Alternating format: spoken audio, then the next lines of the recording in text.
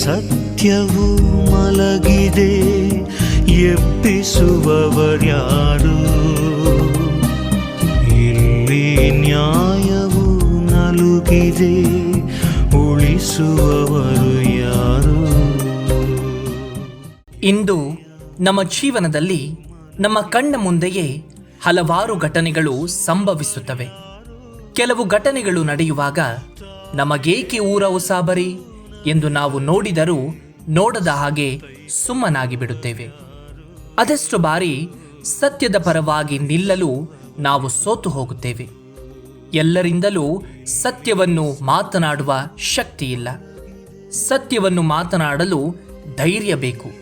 ಆದರೆ ಪ್ರಭು ಕ್ರಿಸ್ತರು ಎಲ್ಲ ಸಮಯದಲ್ಲೂ ಸತ್ಯವನ್ನೇ ಧೈರ್ಯದಿಂದ ಪ್ರತಿಪಾದಿಸಿದರು.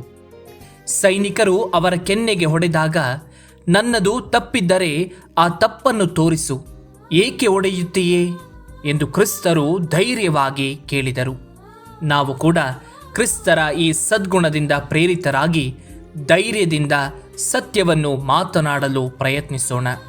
ನಮ್ಮ ಜೀವನಕ್ಕೆ ಭರವಸೆಯಾಗಿರುವ ಸತ್ಯವನ್ನು ನಮ್ಮ ಜೀವನದಲ್ಲಿ ಪ್ರತಿಪಾದಿಸೋಣ. ಸತ್ಯವೇ ನಮ್ಮನ್ನು ಸ್ವರ್ಗದೆಡೆಗೆ ಮುನ್ನಡೆಸಲಿ. ಇಲ್ಲಿ ಸತ್ಯವು ಮಲಗಿದೆ, ಎಬ್ಬಿಸುವವರ್ಯಾರು?